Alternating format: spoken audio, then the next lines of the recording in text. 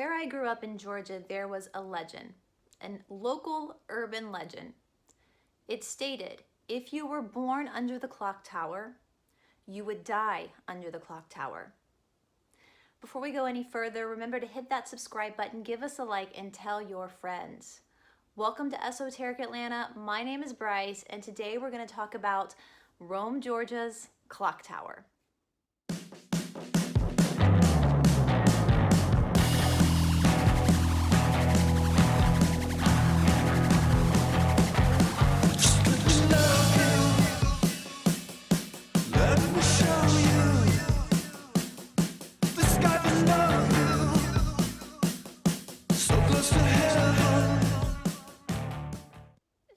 I want to apologize for not having a lot of videos up this week. I've been struggling with some ear issues. I've had ear issues my whole life, had tubes in my ear as a kid, and my ear issues started about a week ago. And because of what's going on in the world right now, I had been advised by some friends to not go to the doctor because they needed to deal with emergency situations. And so I put off going to the doctor until the point where I started to get a fever because of my ear issue. And when I got to the doctor, it took a while for them to fix it. And the doctor got kind of mad at me and told me that that was ridiculous and that if there is a health issue, I should have come into the doctor earlier. And so this is kind of a message to all you guys. If you've got something going on health-wise and it needs to be seen, please go to the doctor. Don't listen to the people on social media who are trying to fearmonger you and try to tell you not to go because we got to keep space open. If you have a medical situation that needs to be seen, you need to go to the doctor. That's why the doctors are there. They're there for you too. Anyway, all right, let's get started. Rome, Georgia is located in northwest Georgia. It is in Floyd County. It is about 60 miles north of Atlanta and about 18 miles south of Adairsville, Georgia, where Barnsley's Garden is located from our Gone with the Wind episode. I spent most of my childhood in Rome, Georgia. As I told you guys in previous videos, I am not native to Georgia. I was not born in Georgia. The only grandparent I have who is from Georgia is my dad's mother, and she is from South Georgia, but both my mom's parents and my dad's parents ended up in Rome, Georgia for business. Again, my mom's father was a surgeon, and he was headhunted to work for the Harbin Clinic in Rome while he was living in Atlanta. My dad's mother from South Georgia ended up in Rome because she went to college at a college in Rome called Shorter. Now, there's also Berry College out in Rome as well, and Berry College is pretty famous. It's one of the biggest colleges in the world, and it's been used a lot to shoot movies. My dad's father, who is no longer with us, was from Knoxville, Tennessee. And I'm not 100% sure how he met my grandmother. It's a little bit, it's my dog. It's a little bit hazy how they met, but I know that he came into Rome and met her in Rome at a party. Apparently she was playing the piano and he fell in love with her on the spot, something like that.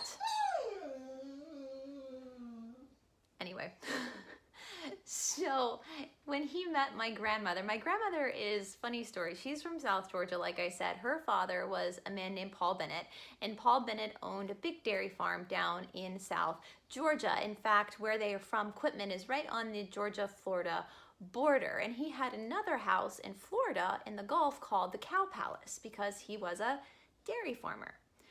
And my grandmother's family, they were Southern Democrats, and they were proud Protestants. And the story goes, as my grandfather told me long before he passed away, that when he met my grandmother, she was dating a Catholic Democrat. Now, my grandfather obviously swept my grandmother off her feet, and when she brought my grandfather down to Quitman to meet her family, even though my grandfather was a Republican, they rathered him be a Republican than a Catholic. At least he wasn't Catholic. Now, the funny thing is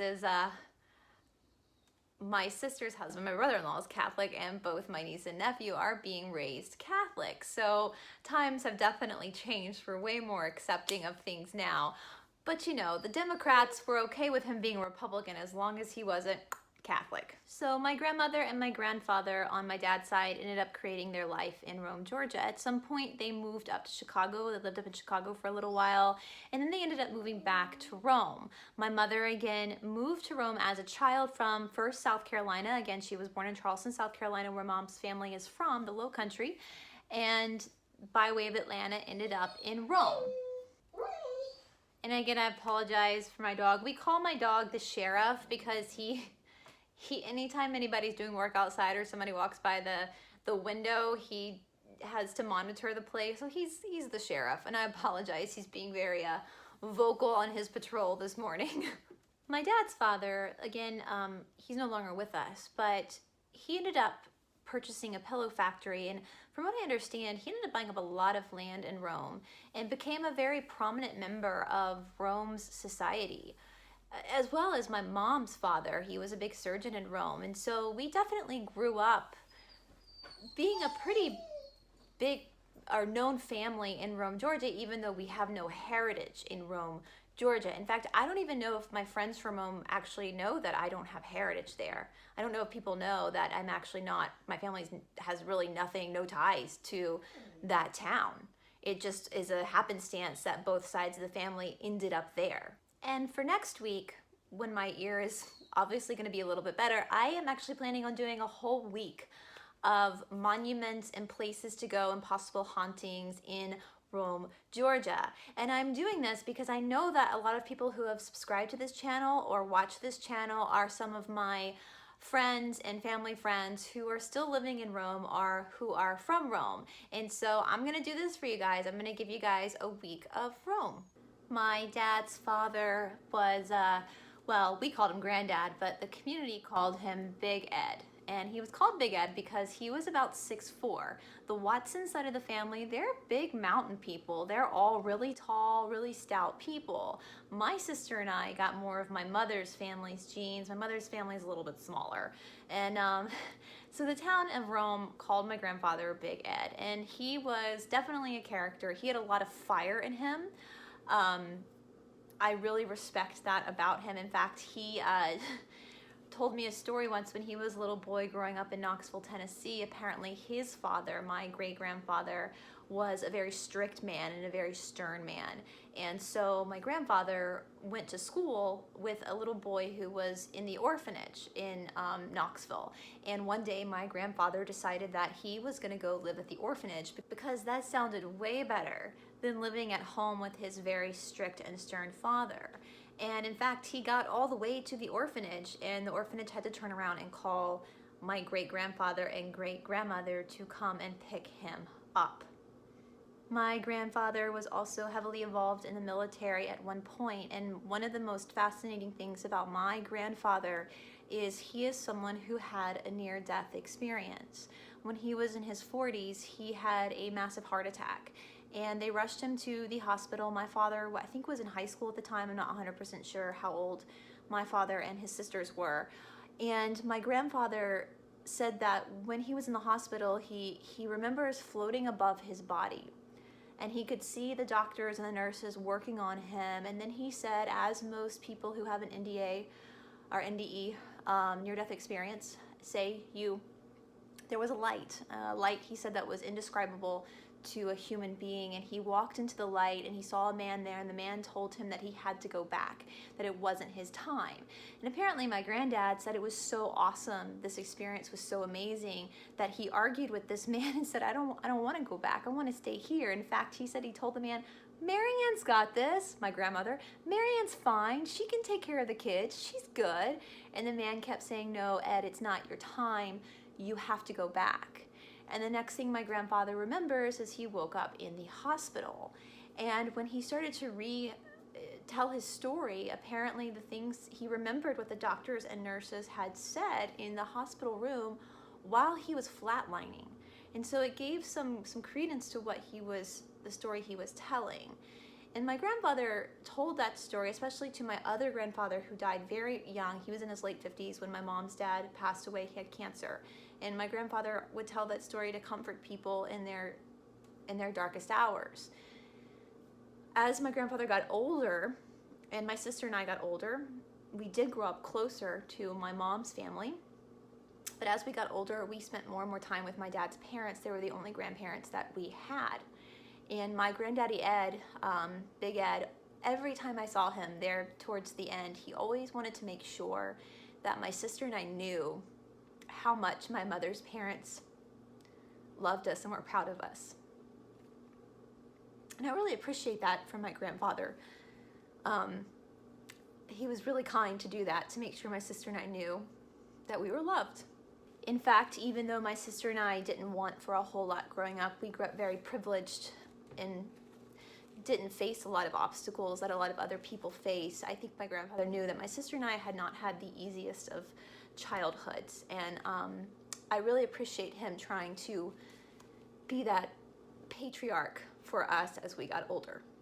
And before my granddaddy Ed died for the second and final time, he did get to spend some time with both my nephew and my niece, and I'm really ecstatic that he got to meet two of his great-grandchildren. I know there'll be more great-grandchildren that come. I have 3 other male cousins that are still in their early 20s, and I have another female cousin, and I don't know if I'll have children, but I haven't had a child yet. So I know more of his descendants will start popping up here soon, but at least he got to meet 2 of his great-grandchildren. In fact, my nephew Charlie, who's also my godson, loved my granddaddy Ed so much.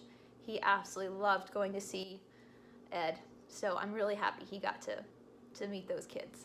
But anyway, back to our story.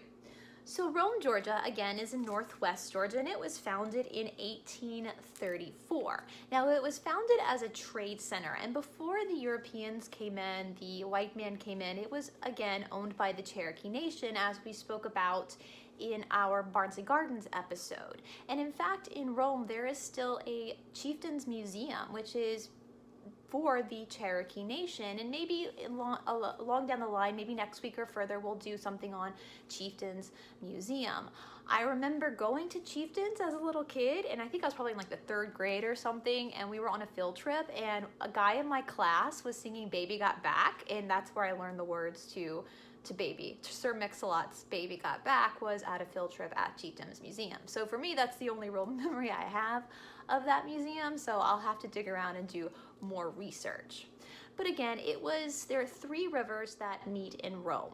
And so for most of our modern times, this was a great trade post for river boats, steam engines, very lucrative place to be. So there's a legend, not just around the clock tower, but around the naming of Rome as well. And this is the legend I remember Miss Cordell, I know she's still out there. I'm her friend on Facebook, so Miss Cordell, if you're watching this is something I remember you teaching us when we were kids, that 5 men met at the Alhambra house, which is, I hope I'm saying that right, that is the antebellum house that is still on the property of Darlington to this day, and I went to Darlington. So this house is now the house for the president of Darlington. Darlington is a private school in Rome, and the high school is a boarding and day school. It's a big competitor to like Westminster here in Atlanta, and love it. It's up there with a lot of the big private schools. And so if you are familiar with Darlington, or if you were a graduate of Darlington, the president's house, when I was there for most of the time, that was Mr. Macaulay. He lived in this house. It's one of the oldest antebellum houses in the area. And these 5 men met at this house, and they put names in a hat.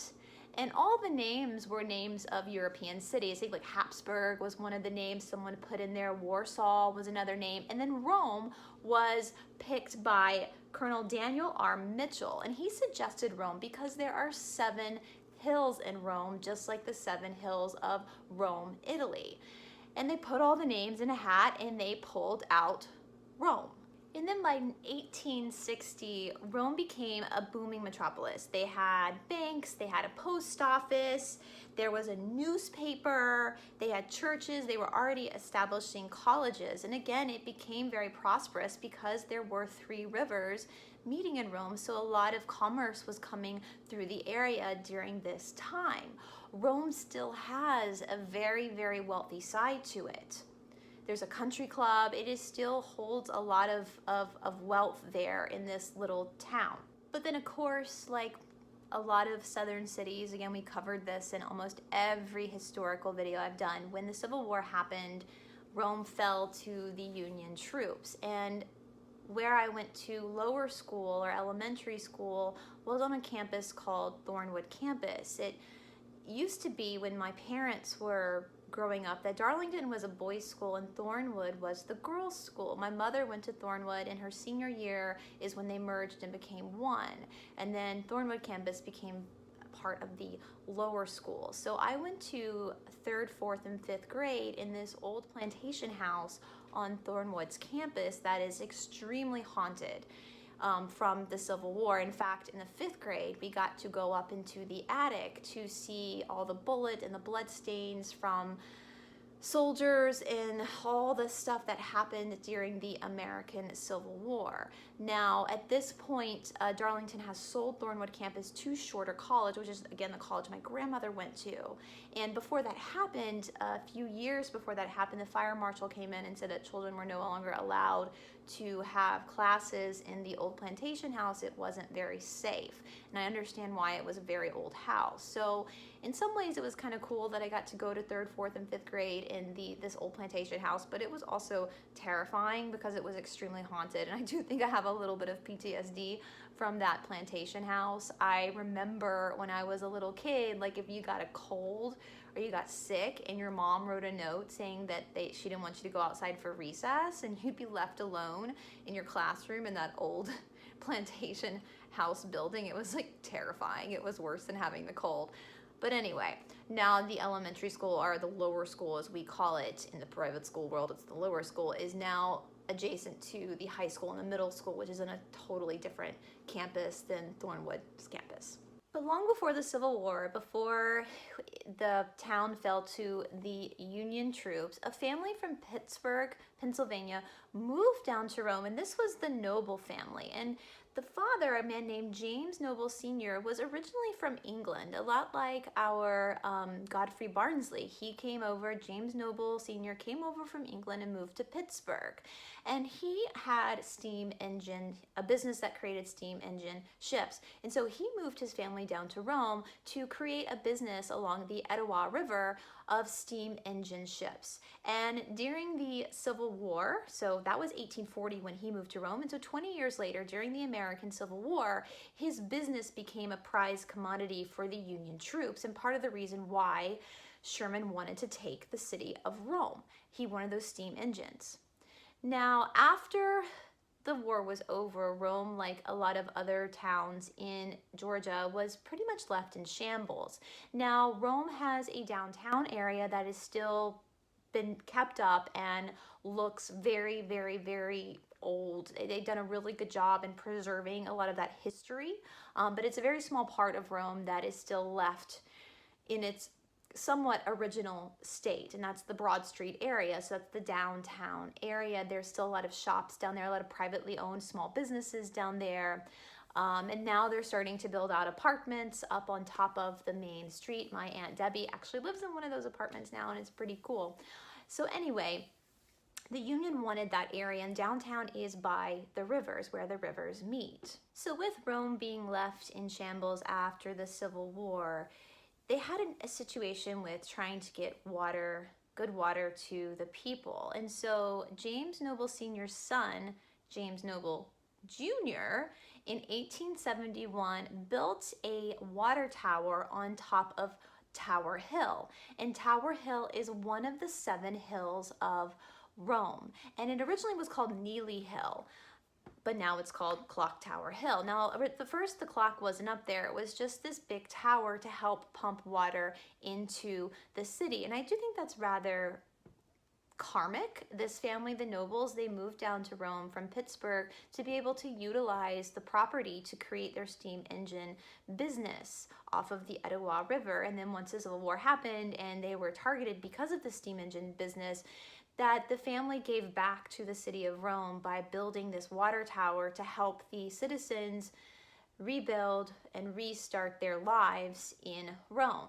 This tower, this water tower, held 250,000 gallons of water. And by 1872, so a year later, the E. Howard Clock Company decided to put a clock on top of the water tower, which is what we see today. So Tower Hill became Clock Tower Hill. Now, by the 1890s, in fact, 1893 to be exact, the tower ceased to be a water tower, and instead, Jackson Hill, another one of the 7 hills in Rome, became a reservoir so that it could pump even more water into the city of Rome. Now, once the clock tower, the water tower, stopped working as a water tower, it fell into a little bit of disrepair. It was falling apart. It was just kind of left.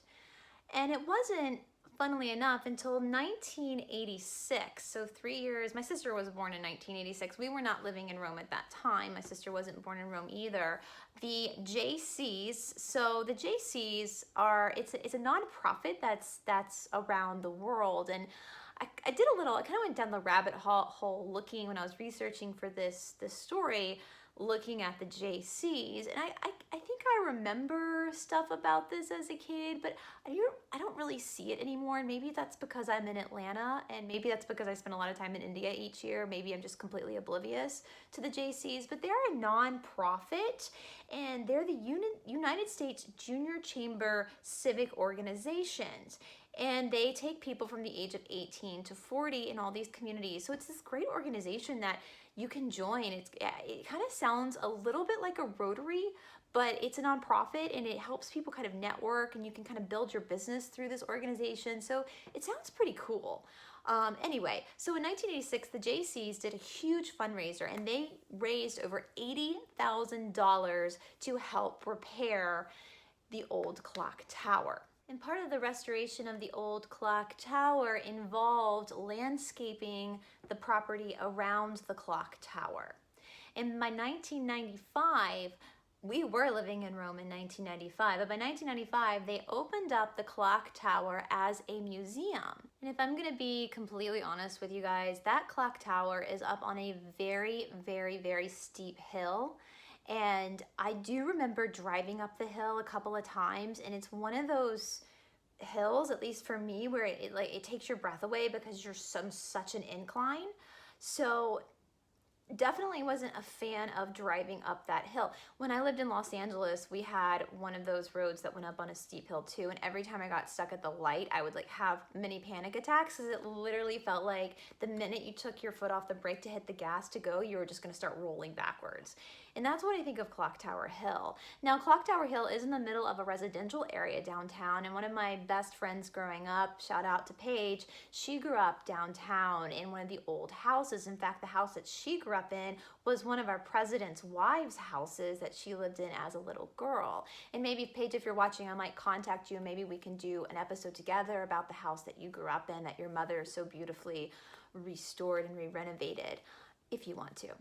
But I know a lot of the kids and people that grew up downtown in Rome in those old houses would use Clock Tower Hill for those rare occasions. And trust me when I say this, for all the people who are watching from up north, we don't get snow here. Maybe once a year we might have one snow day. And if they even say that there's a possibility of snow coming, everything shuts down. The grocery store sells out of bread and water. Us Southerners, we're a tough bunch of people, but we absolutely cannot handle the snow. But, however, for the kids that grew up downtown, for those rare occasions where we did get snow, I know that they would use Clock Tower Hill as a place to sled. And usually for us, sledding involves getting the lid of a trash can, because we don't really invest that much into winter activities. Now, the clock tower on top of Clock Tower Hill stands up and above all of Rome. So you can see the clock tower is a huge part of Rome's landscape, and it is one of our oldest landmarks in Rome. And it is on the registry, the historical registry, just like Oakland Cemetery and a lot of the other Ellis Hotel, a lot of the other places that I've covered here in Atlanta. And yes, getting back to where we started, they say in Rome that if you are born under the clock tower, that you will die under the clock tower. Basically, that means that people who are born in Rome will die in Rome. I don't know if that's true or not. I wasn't born in Rome.